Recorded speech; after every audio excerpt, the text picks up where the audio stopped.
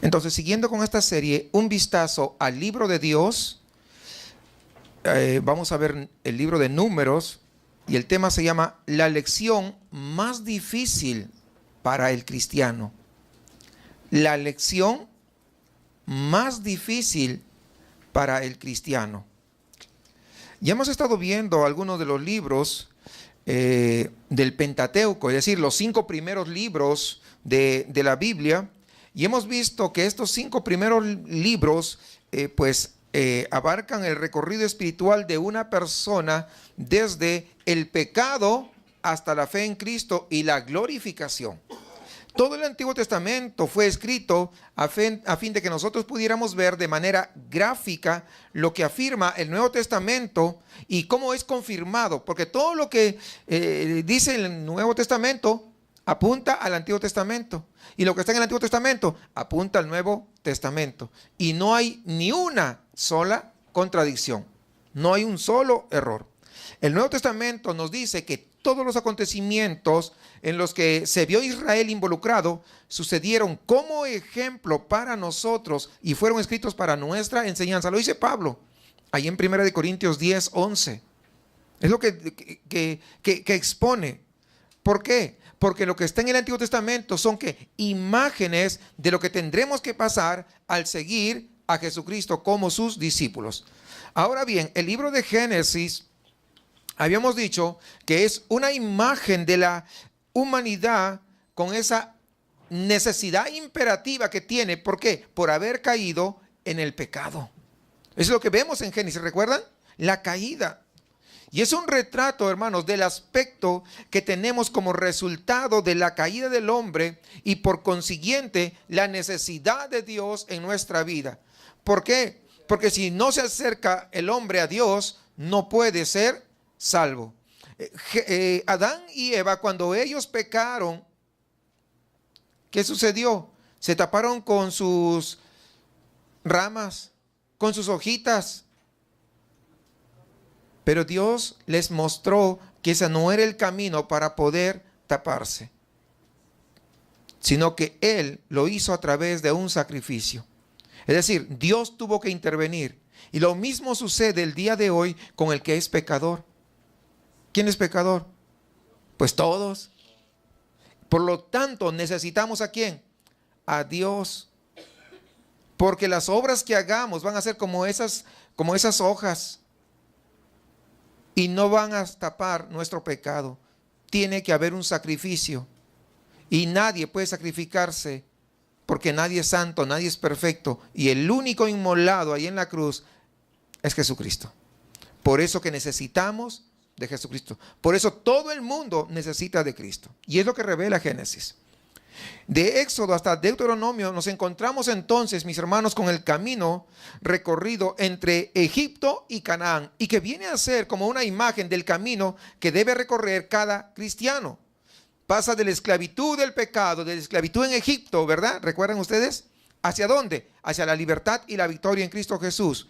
Pasan hacia el Canaán, hacia la tierra prometida, que es donde nosotros vamos.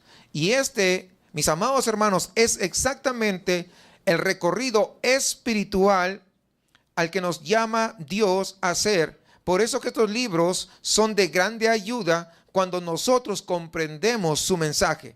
Si nosotros leemos el Antiguo Testamento solamente como una historia de sucesos, como a veces nos enseñaban en la escuela dominical, porque nos enseñaban el Antiguo Testamento, pero solamente eran historias sueltas, historias. ¿Sabe que cuando usted comienza a leer la Biblia, el Antiguo Testamento es aburrido? Por eso que casi nadie quiere leer. Parecen historias frívolas, que no tienen mucho sentido. Y ese es el gran asunto, porque la gran mayoría de personas no quiere leer el Antiguo Testamento. Sin embargo, cuando ya hemos visto hace unos meses, o terminamos de ver Levítico, pues vimos la riqueza que tiene Levítico. Es uno de los libros menos leídos, de hecho. Pero vemos la riqueza extraordinaria, y eso lo hemos visto también. Ahora, si nosotros vamos a comenzar a leer el Antiguo Testamento, escúcheme bien, como una imagen de lo que está sucediendo en nuestra propia vida, porque somos peregrinos acá, ¿cierto? ¿Sí o no? Entonces, Egipto, sale el pueblo libre, nosotros estábamos esclavos, ellos eran esclavos, nosotros también esclavos, y comenzaron su peregrinaje. Nosotros también comenzamos nuestro peregrinaje. Cruzamos el Mar Rojo, ellos cruzaron, pero nosotros ¿cómo lo hacemos? Ellos dejaron todo atrás. ¿Cuándo cruzamos el Mar Rojo? Cuando nosotros rompemos con todos los lazos que nos ataba del mundo. Allí es que también cruzamos nuestro Mar Rojo. Y así, eso yo les he explicado en una oportunidad anterior. Así que cuando nosotros encontramos que todos estos sucesos del Antiguo Testamento son una imagen de lo que nosotros estamos pasando en nuestra vida, ¿sabe qué? Entonces vamos a decir, mira, acá me veo reflejado yo. Fíjate, ¿cómo voy avanzando? Esta es mi vida. Y entonces, ¿a quién no le interesa conocer algo más acerca de sí mismo? Pues a todos. ¿A poco no? Entonces, cuando usted lo entiende de esa manera, entonces la lectura ya no va a ser aburrida. La lectura del Antiguo Testamento no va a ser frívola, sino va a ser fascinante porque es parte de lo que usted ha vivido o también va a vivir. Y el libro de Éxodo, pues, es una imagen del poder libertador de Dios. En él nos encontramos con 3 importantes acontecimientos. La Pascua, la cual se celebró todavía en Egipto, ¿recuerdan? Eso lo hablamos. Luego, el momento en el que el pueblo cruza el Mar Rojo y luego al final la entrega de la ley en el monte Sinaí. Y que coincide pues con la obra que Dios hace en nuestras vidas. Ya lo hemos dicho también esa parte, ¿no? Hermanos, en la Pascua el pueblo de Israel fue librada mediante ¿qué? ¿Recuerdan la muerte de los primogénitos? Fue lo último que Dios iba a hacer con Egipto para que ya deje ir libre a su pueblo. ¿Y qué hicieron? En los dinteles le pusieron ¿qué? La mancha, lo mancharon, ¿verdad? Lo pintaron con la sangre de los corderos. Entonces, y es un símbolo, ¿verdad? De esa sangre rociada es un símbolo de la sangre de Jesucristo que nos limpia a nosotros de todo pecado y nos libra también ¿de qué? De la muerte. ¿Se dan cuenta que eso es una imagen de lo que a nosotros también nos ocurre? Por eso que nosotros podemos leerlo con esa fascinación diciendo, wow, esto también se aplica a mi vida, pero en este caso es a través de Jesucristo. Muchas veces, al no entender esto, entonces no le tomamos interés, como les decía hace un momento. La mayoría de personas quiere leer el Nuevo Testamento. Pero usted se da cuenta que muchas veces el Nuevo Testamento está haciendo referencia al Antiguo Testamento. Y a veces ni sabe en dónde está porque no ha leído el Antiguo Testamento. Así que yo le recomiendo que también lea el Antiguo Testamento. Cuando el pueblo de Israel llega hacia el desierto y escucha la ley de Moisés, es cuando recién el pueblo empieza a aprender, tal vez por primera vez en nuestra vida, la clase de Dios que nosotros tenemos, la clase de Dios con la que nosotros vamos a vincularnos. Es un Dios totalmente santo, santo, santo, justo. ¿Cuántos saben que es justo? Sí. Por eso, justamente porque es justo, aunque la gente dice, es que Dios es amor y yo no creo que Dios va a mandar al infierno a sus hijos. ¿Ha escuchado eso? ¿Verdad? Pues es claro que Dios es amor, pero ¿por qué no hablan de la santidad de Dios? Porque la gente no se puede acercar a Dios porque es demasiado santo. Y la única manera que se puedan acercar a Dios es siendo sus pecados ¿qué? Perdonados. Y eso solamente se logra a través de la sangre de Jesucristo. Imagínense los testigos de Jehová. Pues no se pueden acercar a Dios porque ellos no creen en Jesucristo como el Salvador. Creen, pero como un profeta más. Los mormones, ¿cómo se pueden acercar a Dios? No pueden, aunque usen Biblia. ¿Por qué no pueden? Porque creen que Jesucristo es un hermano de Lucifer. Pues imagínense, o sea, no pueden hacer, ¿se dan cuenta? O sea, es imposible. Y podría mencionarles muchos más, ¿verdad? Entonces, pero tenemos que entender que la única forma de acercarnos a Dios es a través del sacrificio de Cristo, el cual es aplicado a nuestras vidas. Y en el libro de Levítico aprendimos cómo adorar. ¿Por qué? Porque muchas veces, a veces la gente dice, vamos a adorar a Dios, pero Dios a veces no manda que adoren así.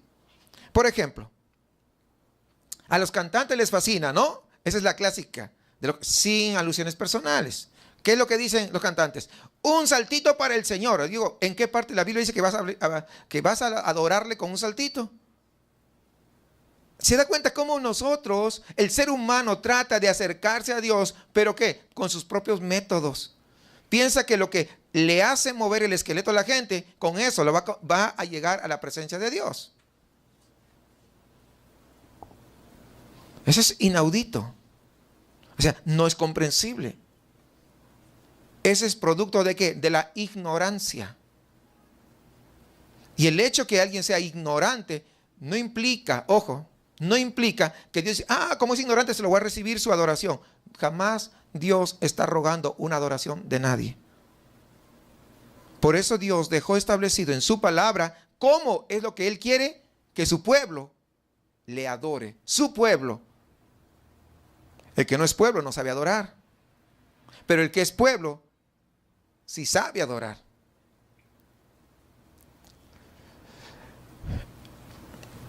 Y además, en Levítico vimos cómo un Dios tan santo, aún puede morar en medio de hombres y mujeres como nosotros. Fíjese qué extraordinario. Siendo santo, santo, santo.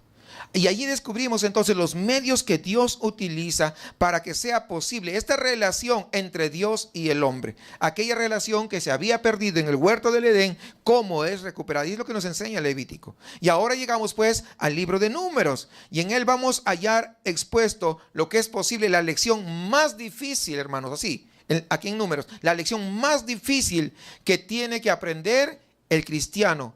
¿Sabe cuál es? ¿Cuántos quieren aprender cuál es? La lección más difícil. La lección más difícil es aprender a confiar en Dios en lugar de confiar en su propia sabiduría.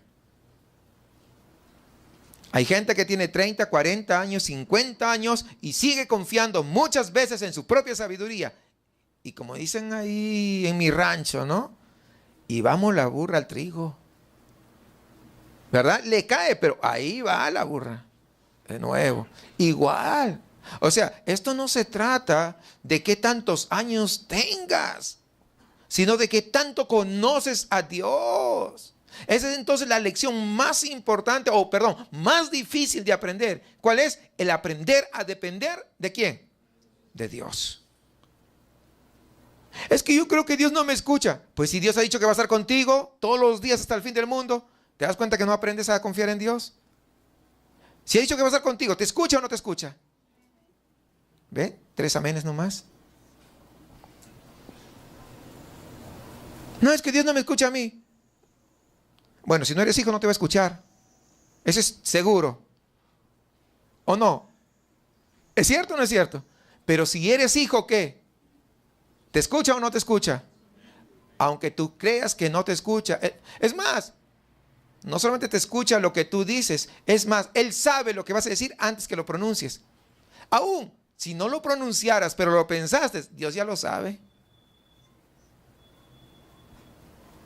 Entonces, ¿pero qué cosa nos lleva a decir, no, es que Dios no me escucha?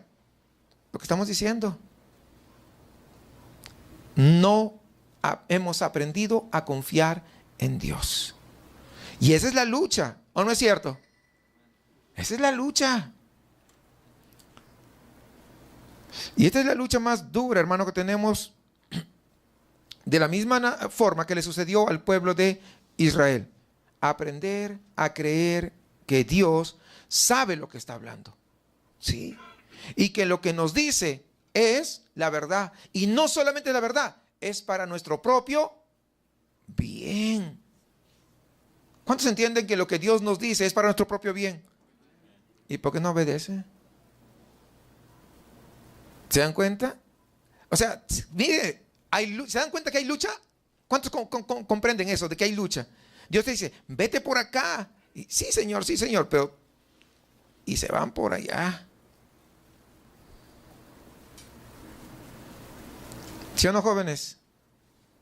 ¿Sí o no, jóvenes? Sí, y no solamente los jóvenes, los viejos también. Sí, es que esa es la lucha. Por eso estoy diciendo, es la lección más difícil. Qué triste. Muchas veces preferimos escuchar a las personas que están a nuestro alrededor antes que escuchar la voz de Dios.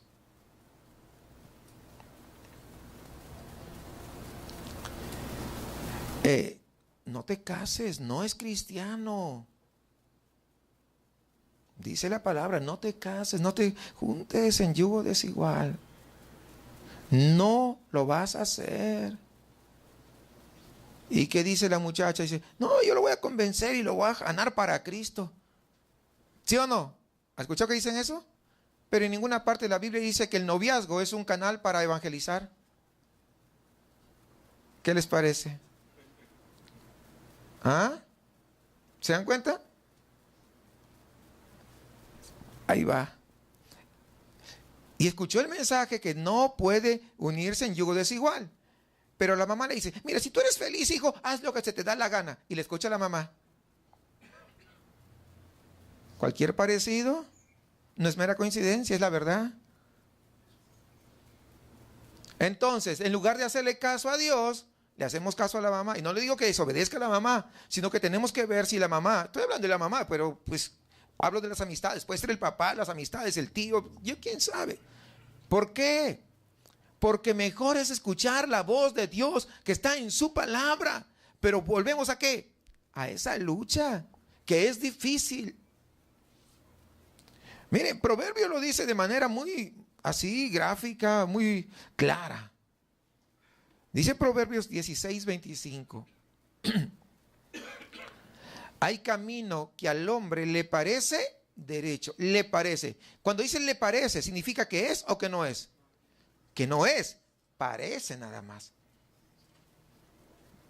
Le parece derecho, pero su fin es camino de muerte. Qué tremendo. Su fin es camino de muerte.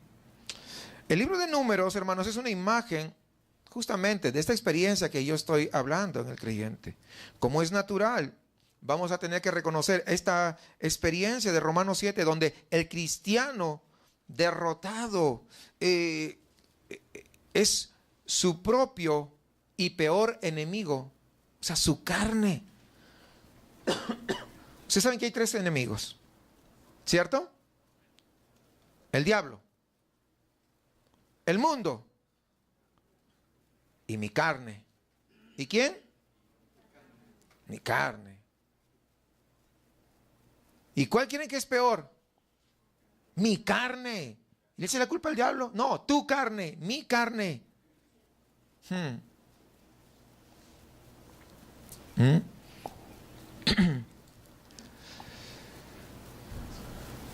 Y justamente, como Dios sabe que es mi carne, entonces Dios me tiene que disciplinar, porque al hijo que ama, ¿qué cosa ocurre? Pues sí, disciplina. Y esta experiencia de la disciplina es el amor del Padre manifestando su preocupación. ¿Por quién? Por sus hijos. Tenemos que entender ese sentido, hermanos. Estar de alguna manera protegiendo a sus hijos. Tiene un bebé, hay un nene de 2 años, está en el segundo piso, no te bajes. Y se quiere bajar, le da una varita de corrección, ¡pac! Y ya. Va a gritar, va a chillar, va a hacer pataletas, pero no se baja. ¿Cierto, sí o no? Si usted no le dice nada, no te va, ay, qué bonito, pero no te bajes, que no sé qué, que no sé cuánto, y lo apapache, que esto, que lo otro, usted se va para allá y ¡pum! ¿Qué pasó? Sangre y todo. Se vino abajo. ¿Es cierto o no es cierto? Pues así le va a pasar también si usted pone a hacer sus pataletas. Si no obedece a la palabra, porque es lo que vamos a ver aquí. Usted, por eso le dije, es importante que usted lea para que entienda de lo que yo estoy hablando, de lo que voy a explicar. Entonces, este libro de Números nos presenta gráficamente, hermanos, es una imagen de un pueblo que ha salido de Egipto, pero que aún no ha llegado ¿a dónde? A Canaán. Aún no ha llegado a Canaán. tuvieron la fe necesaria para seguir a Dios, por eso que salieron de Egipto. Fíjense, hubo fe, ¿sí o no? Hubo fe. Quedaron libres de la esclavitud. Fíjense, y también usted queda libre de la esclavitud del pecado cuando pone su fe en Jesucristo, recuerda, y se arrepiente, ¿cierto? ¿Es salvo, sí o no? Salió de ahí, ok. ¿Pero qué? Pero que todavía no han llegado a la plenitud de la libertad y del descanso. ¿En quién? En el Espíritu Santo, siendo Canaán la imagen de esa vida llena del Espíritu. Y eso lo lograremos cuando estemos a la presencia del Señor. ¿Pero qué pasa? Muchas veces solamente tuvimos la fe para salir de esclavos, pero en el transcurrir de todo el caminar, del transitar, ya no le creemos a Dios. Y entonces no tenemos esa vida plena y llena del Espíritu Santo. Y comenzamos ¿a qué? A batallar, a batallar y a batallar. Ahora, ¿la vida del cristiano es un batallar? Sí, pero ¿sabe? Cuando tú tienes el Espíritu Santo de Dios, pues tú le pasas por encima. Viene la prueba, ahí voy. Viene la circunstancia, ahí voy. Viene la enfermedad y yo paso por encima. ¿Por qué? Porque yo he confiado en aquel que dijo, yo soy tu Salvador. Yo soy tu roca fuerte.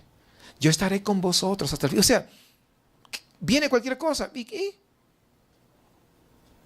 Yo le he creído a Dios. Es la gran diferencia en aquel que sí vive lleno del Espíritu con aquel que no vive lleno del Espíritu. El libro de Números está dividido en 3 segmentos. El primero es el que abarca del capítulo 1 hasta el capítulo 10 y es una imagen de la provisión de Dios y la guerra que se va a presentar. Israel se enfrenta con 2 necesidades imperiosas.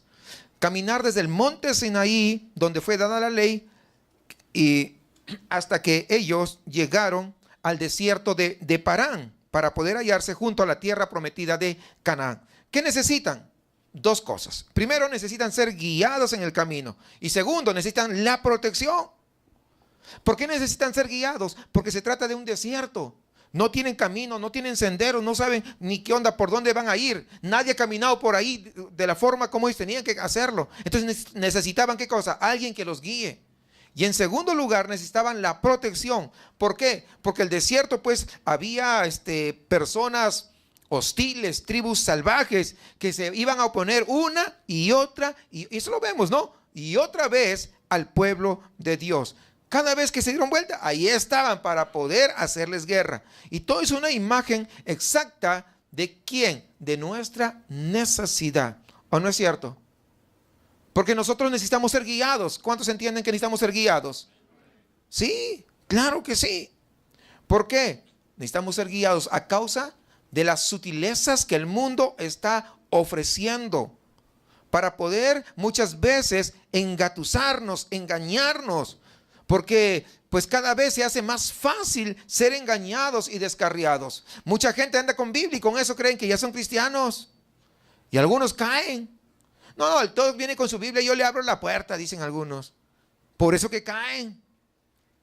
Si me habla de Dios, pues ¿de qué Dios estarán hablando? Porque a veces no están hablando del Dios de la Biblia. Hablan de un Dios que tienen en su mente, en su imaginación. Pero ese no es el Dios de la Biblia. Y es muy diferente, desde luego. Pero también necesitamos, ¿qué cosa? La protección, al igual que el pueblo judío. ¿Por quién? ¿Por causa de quiénes? De los enemigos. ¿Cuáles enemigos? Pues en medio de lo que vivimos. ¿O no vivimos en medio de enemigos? Pues claro, ¿no? Muchos enemigos, ¿no? Los que están entre nosotros alrededor y que si nosotros no tuviéramos la protección de Dios, hace tiempo que hubiésemos caído. Hace tiempo que hubiéramos caído. Así que esta sección que comienza con cómo está situado el campamento, hay 2 cosas. El lugar donde se encuentra situado, el tabernáculo es en el centro y alrededor se encuentran alineadas todas las tribus. Y hay una serie de hombres armados para poder defenderlos. Y estas son imágenes que nos muestran la necesidad de poder tener una defensa en contra de los enemigos de Dios. Dios siempre va a ayudarnos y Dios siempre va a proveer la estrategia y los recursos necesarios para poder hacer frente a cada enemigo que pueda aparecerse. Ahora, pero hay algo que no lo vamos a hacer con nuestras fuerzas. ¿Sabe con la fuerza de quién lo vamos a hacer? con las fuerzas de Él. ¿Por qué? Porque si nosotros vamos a ver cómo estaba el campamento, aunque estaba de esa manera, aunque había las personas armadas, sin embargo, usted sabe, ¿qué hubieran hecho ellos en el desierto con ese sol? 45 grados a la sombra. Son temperaturas extremas. ¿Qué hubieran hecho? Yo pregunto. Por más fuerte que seas, te deshidratas. Pero estaba la protección de Dios. ¿Cómo? La nube. ¿Recuerdan ustedes? Ahora en el desierto, el día, la temperatura es extrema, caliente, sobrecaliente. Y en la noche, ¿qué creen? También es extrema. Al otro lado, enfría, pero a grados bajo cero. Entonces, ¿qué ocurría? Tenían la protección de Dios. En el día estaba la nube. Y en la noche, pues columna de fuego para alumbrarlos. Y además, calentar todo el espacio donde ellos estaban. Digo, ¿había protección de Dios, sí o no? ¿Ven? ¿Se dan cuenta cómo Dios está cuidando, hermanos, de su pueblo, como el día de hoy lo sigue haciendo? Esa protección que estamos viendo, ¿saben a qué representa? La nube y la columna de fuego, al Espíritu Santo que está dentro de cada creyente, que mora en cada corazón de los hijos verdaderos del Señor. Entonces podemos saber que tenemos a Dios con nosotros, en nosotros y por nosotros. Y Él es el que puede dirigirnos, Él es el que puede guiarnos en este desierto del mundo. ¿A través de qué? A través de su palabra. Por eso que es importante leer. Mis amados hermanos, cuando nosotros entendemos todo esto, entonces podemos caminar más seguros. ¿O no es cierto? Porque sabemos que tenemos la protección de nuestro Dios. Tenemos todo cuanto necesitamos, al igual que lo tuvo Israel. ¿Pero qué sucedió? Pues vamos a ver. La mayor parte de este libro, del capítulo 11 al capítulo 21, es una descripción de la murmuración y la rebelión de este pueblo. Y es un hecho realmente extraordinario, pero uno del cual todos los pastores y todos perdón,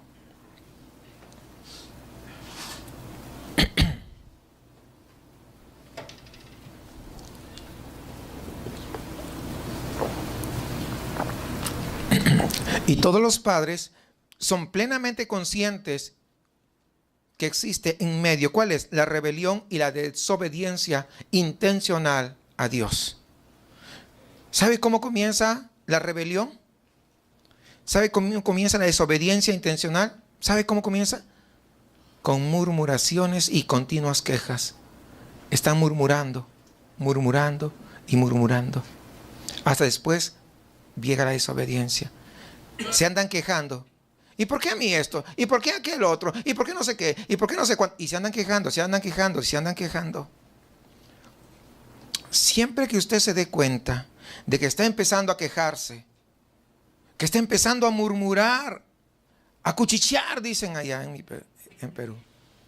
Cuando usted comienza, tiene que entender que es el inicio, hermanos, de la desobediencia. Y que muchas veces su corazón, si no lo aplaca, si no lo somete a Dios, está pronto a rebelarse. Porque así es como empieza, murmurando, murmurando. Y muchos son especialistas. Cuidado, porque va a comenzar a rebelarse, va a saltar la rebelión. Cuide su corazón. Eso lo vamos a ver. Y vamos a ver que hay 3 clases de murmuración. 3 niveles de quejas que se producen durante el viaje por el desierto. Para empezar, estaban las quejas del pueblo en contra de las circunstancias. ¿Por qué a mí? ¿Por qué a mí? ¿Por qué a mí? Circunstancias que pasan. ¿Pero por qué me pasó esto? Bueno, pueden ser por 2 razones. Porque Dios lo puso para que te alinees o porque tú lo buscaste. Son consecuencias de lo que tú te buscaste. Porque recuerden, Dios perdona, pero las consecuencias no las quita. Las tiene que pasar. Sí, eso lo hemos explicado ya en bastante detalle. Fíjense, las quejas del pueblo en contra de las circunstancias. ¿Saben qué se quejaban? Se quejaron del maná, se quejaron de la falta de agua, se quejaron de la carne y se quejaron del desierto mismo. Y estaban siempre murmurando, murmurando. Pareciera que la murmuración era su deporte favorito, la practicaban al aire libre, día y noche. Se dedicaban solamente a murmurar. Nada les parecía bien, ni siquiera el maná, algo que nadie tuvo el privilegio de comer. Solamente Dios lo había hecho especialmente para ellos y lo suplía de manera milagrosa todos los días. ¿Usted sabe qué representa el maná en su vida diaria?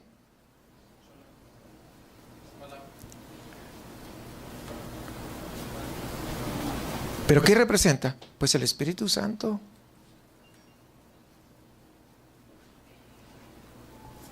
Dicen, ¿por qué? Porque dicen que el maná tenía sabor a aceite y a miel mezclados. Y imagínense, ¿sabe que el aceite y la miel son símbolos de qué? Pues del Espíritu Santo. Entonces representa el Espíritu Santo. Tenemos que ver, siempre son figuras y tenemos que entenderlas así. Entonces, y se alimentaban con eso, pero no era más que una oblea. Sí conocen las obleas, ¿no? Ya, así eran, ¿no? Muy finas, desde luego. Ahora, no era suficiente para rellenarlos así, no, sino para sustentarlos. Porque Dios nunca tuvo la idea de que el pueblo de Israel se pasase ahí durante tanto tiempo en el desierto, sino el deseo de Dios era sustentarles hasta que lleguen a Canaán.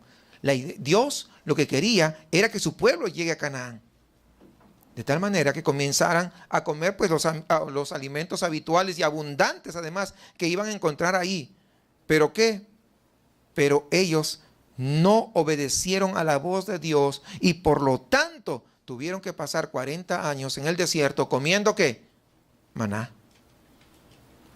Ahora yo pregunto, honestamente, ¿quién no estaría harto de comer maná durante 40 años? Pues todos. Si a veces comes una comida 2 días seguidos, mamá, no tienes otra cosa, pues trabaja. Y no quieren trabajar todavía. ¿Por qué se ríen? Pues ¿es cierto o no es cierto? Pues sí. Pero 40 años. Pero no era porque Dios les quería. Y todavía querían menú allá a la carta. ¿No? O sea, ni trabajaban para conseguir el maná. Pero comenzaron a murmurar. Comenzaron a murmurar. Ahora, tenían que comerlo en el desayuno, al mediodía y cenar. ¿Qué hay para desayunar? Maná. ¿Qué hay para comer? Maná. ¿Qué hay para cenar? Pues maná. ¿No? Y entonces, ¿qué comenzaron? A quejarse y a murmurar. Comenzaron a rebelarse. Ahora, pero Dios no tenía la culpa. ¿O sí? No, porque Dios les dio esa provisión de manera temporal. Fueron ellos los que fueron alargando el tiempo por su desobediencia. Eso es, hermanos. A ver, muchas veces tú pasas una situación y Dios quiere que pases esa situación para que te amoldes. Pero como no te amoldas, entonces, no quiere. Pues lo voy a alargar un poco más, dice el Señor. Te voy a mandar más de desierto.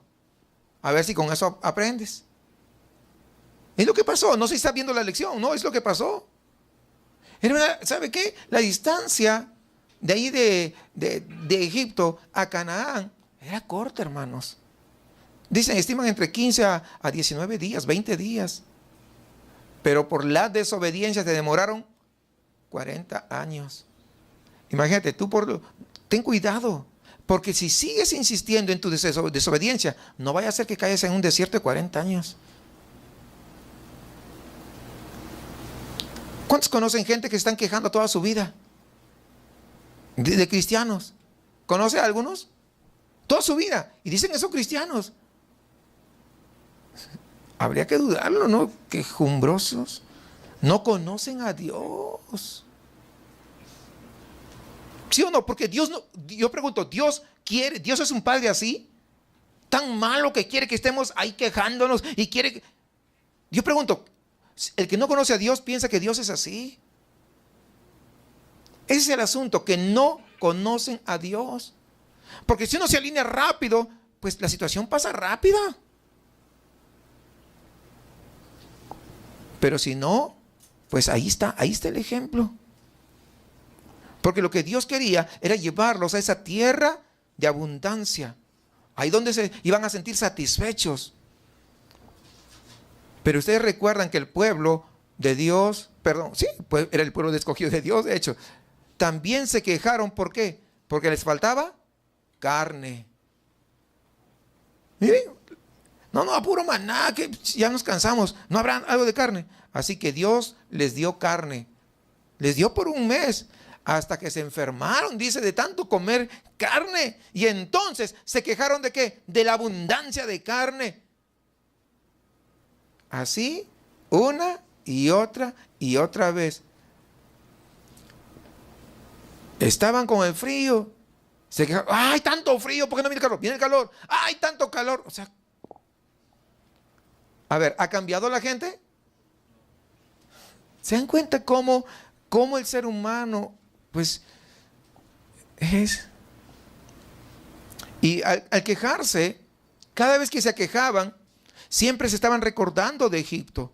Y es una imagen que tiene que ver con la experiencia de la degeneración cristiana. ¿Qué es esto?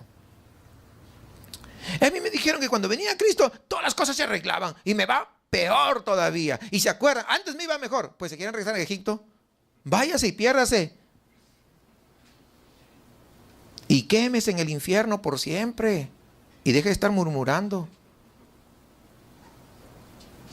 O sea, hermanos, gente que ya tiene un tiempo. Digo, tienes un mes, 2 meses, 3 meses, no sabes mucho, ¿cierto? 1 año, pasable. Pero que tengas 3 años, 4 años, 5 años, 10 años, 20 años quejándote. No, yo pregunto, ¿no? O sea, a ver, lo que estamos viendo es esto. Pero tiene que estar, ¿se da cuenta cómo está relacionado con nuestra vida, hermanos? ¿Entienden eso? ¿Cómo está relacionado?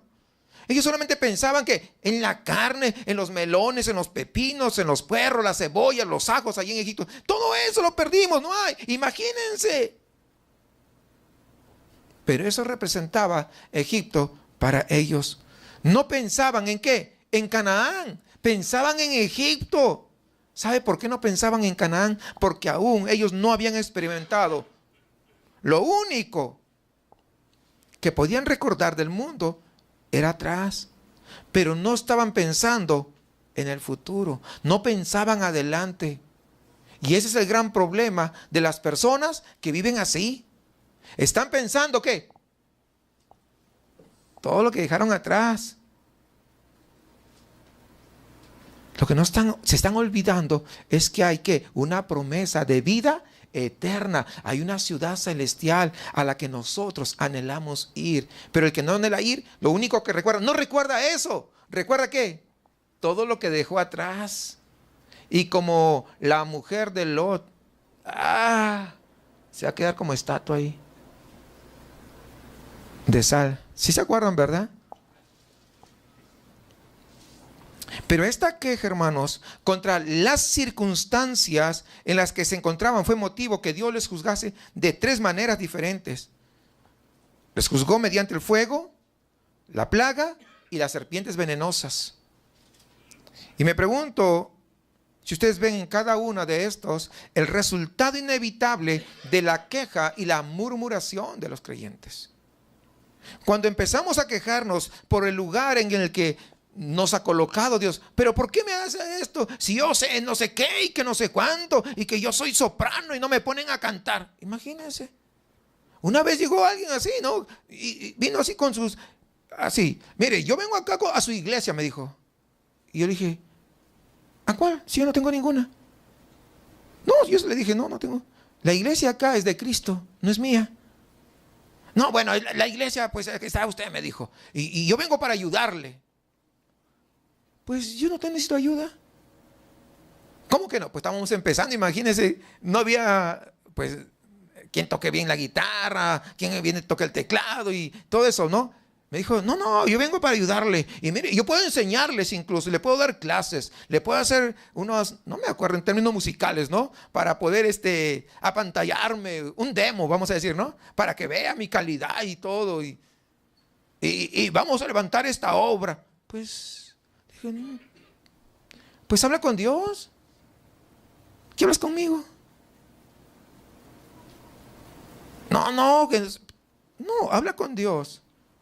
Pues si Dios te dijo, ¿verdad? Pues adelante, ¿verdad? Que espera que Dios me diga a mí primero. Pues claro, ¿sí o no?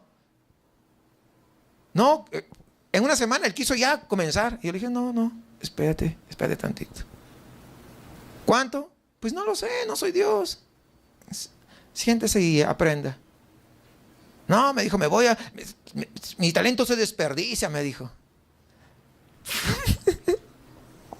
En serio, me dijo, mi talento se desperdicia. Me voy a donde yo pueda servir a Dios. Pues sírvele a tu Dios, pero al Dios que está en los cielos. ¿Sabe que no se viene de ofrecido? Dios es el que te llama y llama a quien quiera que le sirva. ¿Cuántos entienden eso? Pss, hermano, qué diferencia, ¿no? Grandísima. Viniendo a que yo y que no sé qué. Se está ofreciendo como director. Bueno, ya estoy ni tenemos, imagínense. En una semana ya quería estar como director. Y así varios, algunos no han llegado, pero sí me han escrito, ¿no? Por ahí, haciendo su propuesta ahí para poder tocar y cantar y yo qué sé. Hermanos, cuando empezamos a quejarnos por el lugar en el que Dios nos ha colocado, entonces estamos diciendo, ¿sabes qué, Dios? Tú no sabes por qué me has colocado acá. Yo debería estar en otro lugar. Yo debería estar haciendo esto, aquello, lo otro, no sé qué. ¿Sabe qué? La gente como que está a mi alrededor no está a mi nivel. Se parecen a Cristiano Ronaldo. Si todos jugaran a mi nivel, si todos estuvieran a mi nivel, ganamos. Y así, hay gente así. Si todos estuvieran a mi nivel, no, hombre, estuviéramos. No, hermanos. Y eso ya es una queja ante Dios. Porque estamos diciendo que Dios, ¿qué cosa? No es capaz de poder, ¿verdad? Escogernos. Como si el resto. ¿Y el resto qué? Dios sabe dónde te pone, dónde me pone y dónde quita. Dios es el que hace las cosas, hermanos. Pero ¿por qué no necesitas estos alimentos que tenemos que comer? Pues da gracia que te di de comer, dirá el Señor. Pero se comenzaron a quejar. Entonces, hermanos, cuando comienzan estas circunstancias de la vida, cuando comienza el descontento, descubrimos el fuego del chismorreo, del escándalo, de la calumnia, de la plaga de ansiedad, de la tensión nerviosa. El estrés comienza a consumir nuestra vida diaria y el veneno de la envidia y de los celos comienzan a fluir y aparecer en nuestra vida, robándonos las energías y las cosas que son inevitables. No solo es que los israelitas, el pueblo de Israel, murmuró en contra de las circunstancias en las que estaban viviendo, sino que hubo varias ocasiones, amados hermanos, en que murmuraron en contra de la bendición de Dios. ¿Usted se puede imaginar eso? En contra de Dios mismo estaban murmurando. Pero siguieron avanzando ahí al pasito y por fin llegaron junto a Canaán. Se pararon en la frontera de Cades Barnea, ahí estaban. Y allí Dios les dijo, ahora muévanse deprisa y posean la tierra. ¿Recuerdan ustedes? Habían enviado espías. ¿Lo recuerdan eso? ¿Verdad? Habían enviado allá los espías y se habían enterado que la tierra pues era una tierra que fluía leche y miel. Es una forma metafórica de decir. Era decir, una tierra que abundante, ¿no? Todo lo que sembrabas, todo se daba. Y no solamente el tamaño natural, gigante, ¿no? Los espías que habían regresado, recuerdan, habían conseguido unas uvas gigantes, ¿no? A ver, ponte allá tú y yo acá. Imagínense, ¿cuánto ha visto un racimo así? Que pese así, no, dos, entre dos hombres cargaron. Es lo que había allí. Pesaba demasiado, ¿no? Pero también dice que la tierra estaba llena de gigantes. Y entonces, de los 12 que enviaron, 10 Dijeron, no, ¿sí se acuerdan? Pues no, está bien, bien difícil, no lo vamos a hacer. Les daba, cuando Dios le había dicho, vayan, ¿verdad? No, hubieron 10 que dieron un informe negativo. No, ¿cómo le vamos a hacer? No podemos. Es imposible seguir adelante. Fíjese, hermanos, cuando dices que es imposible, si Dios te manda que vayas y tú dices, es que es imposible porque hay gigantes, le estás diciendo que esos gigantes son superiores a tu Dios. Es lo que estaban diciendo. Pero hubieron 2, ¿sí se acuerdan? Josué y Caleb. Fueron los únicos 2 que dijeron, sí hay gigantes, pero nos los comeremos como pan. ¿Sí? ¿Se acuerdan esa frase? Tremendo. Porque ellos conocían ¿qué? No sus fuerzas, conocían el Dios que les daba las fuerzas. Ese es el asunto, hermanos. Cuando uno conoce a Dios, entonces las cosas no se van a hacer diferentes, pero ¿saben qué? Dios nos va a ayudar a poder superarlas. Entonces, cuando la gente dijo, no, es imposible que nosotros podamos ir, ¿qué estaban haciendo? Se estaban oponiendo, hermanos, ¿a qué? A la bendición que Dios estaba a punto de dar. Aunque se alegraron de estar lejos de Egipto, sin embargo, no estaban dispuestos a entrar a Canaán. Muchas veces Dios exige, Dios pone en circunstancias para ver tu reacción. Dice, en el siguiente paso yo te voy a bendecir si tú me obedeces. Pero tú no le das el siguiente paso y entonces todo se echa para atrás.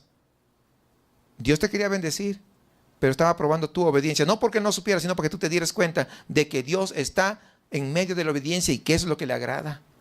Pero algunos te dijo, da 5 pasos. Dio 1, 2, 3. No, es que ya Dios no me escucha. Me regreso. Y ya no dio los 5 pasos y se echó atrás. Y la obediencia entonces se echó para atrás. Y la bendición de Dios ahí se quedó. Y yo me imagino, cuando yo digo me imagino, pues estoy poniendo a mi cabeza a pensar. No dice la Biblia, pero yo me imagino que el día que de repente estás en la presencia del Señor y digas, Señor, yo cuando estaba ahí en la tierra, mira que la pasé bien difícil.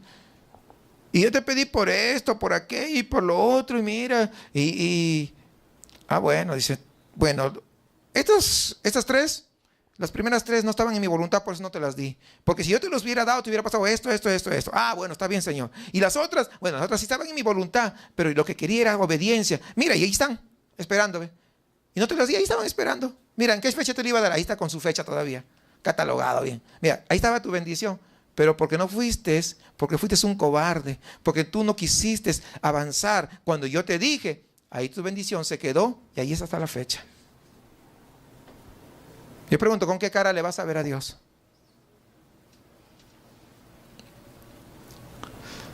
Cuando no quisieron entrar, cuando Dios le dijo, entren, vayan. No, es que nos da miedo, es que nos da temor. Entonces, no quieren mi bendición. Entonces, tienen que vagar, deambular en el desierto 40 años.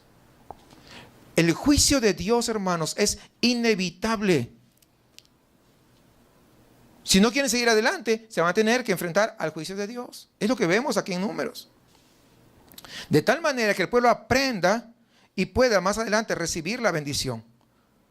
Tendrán que experimentar primero el fracaso, su fracaso, por haberse negado a someterse al plan de Dios. Porque cada vez que el ser humano va en contra de Dios, ¿qué va a pasar? ¿Va a tener éxito o va a fracasar? Le va a ir como en feria. Va a fracasar. Y después cuando fracasa, ay Señor, ¿pero por qué? Mira, pues ¿por qué? Si no me quieres obedecer. Es bien sencillo. No es lo que vemos. Son muchos el día de hoy los cristianos que viven de esa manera. Justo en medio de un espantoso desierto. Viviendo con un suministro mínimo del Espíritu Santo. Apenas. Maná. Una oblea. Eso es todo. Suficiente como para mantenerse, pero no para vivir plenos y llenos de la presencia de Dios. ¿Y qué pasa con estos? Este tipo de cristianos, pues viven quejándose, viven murmurando continuamente en contra de las circunstancias, a pesar de lo cual no están dispuestos a entrar en la tierra que Dios ha provisto para ellos de una manera absoluta. Y este es el problema que tienen muchos el día de hoy. Si bien podemos, hermanos, ser sustentados en el desierto, jamás vamos a nosotros sentir que estamos satisfechos con esa presencia, con esa llenura del Espíritu Santo. Y es por eso, por la que la experiencia del desierto, mis amados, se caracteriza siempre por una actitud de queja, de murmuración, de crítica.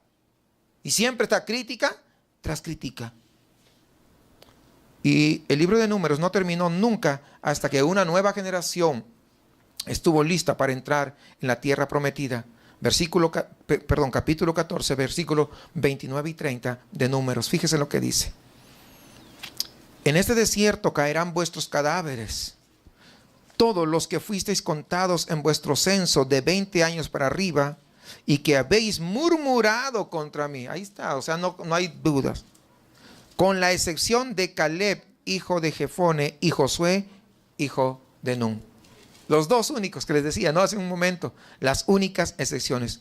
¿Por qué? Porque ellos fueron hombres de fe, fueron hombres que se atrevieron a creerle a Dios. Por lo tanto, hasta que no empezaron una nueva vida, y no, ¿saben qué?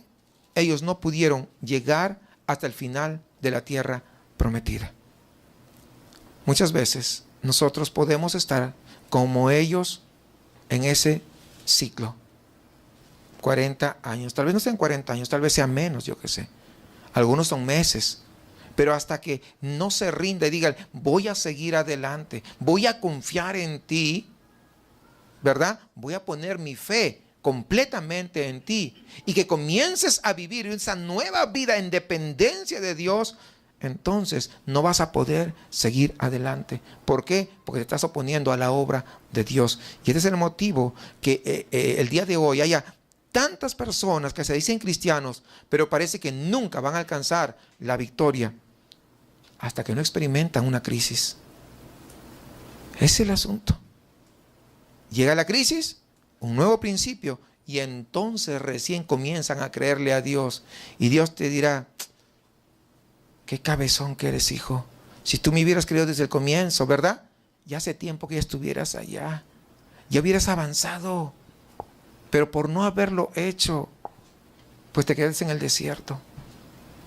Esa es la razón, hermanos, por la que usted ve, si usted conoce mucha gente que está en el desierto y no sale de ello, esa es la razón. ¿Ha pensado alguna vez la cantidad de israelitas que murieron en el desierto durante esos 40 años? Mire, el censo de Israel empieza con un total de 603,000 hombres que se disponían a ir a guerra, es decir, que tenían al menos 20 años, de 20 años en adelante. La mayoría de estos hombres estaba casado, lo cual significa que había 600,000 mujeres, ya eran 1.200,000, más los hijos.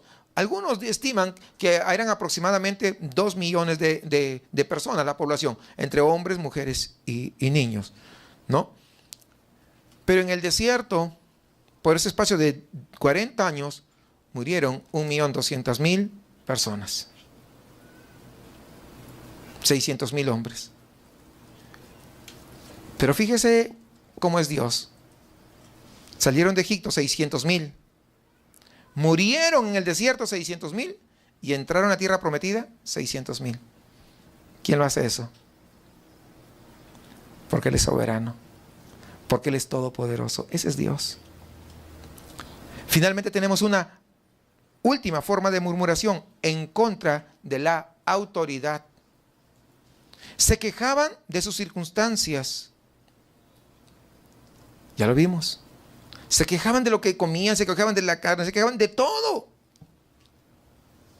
Se quejaban en contra de Dios, que Dios los quería bendecir, y aún se quejaban. Pero también se quejaron en contra de la autoridad que Dios había puesto, el cual era Moisés. Y decían, pues ¿saben qué? Todo el pueblo es santo. Todos. Moisés y Aarón, ¿por qué actúan? Y si fueses mejores que nosotros, nosotros también somos santos igual que ustedes. ¿A poco ustedes no más? ¿A poco Dios puede hablar con ustedes nada más? Y muchas veces comienza.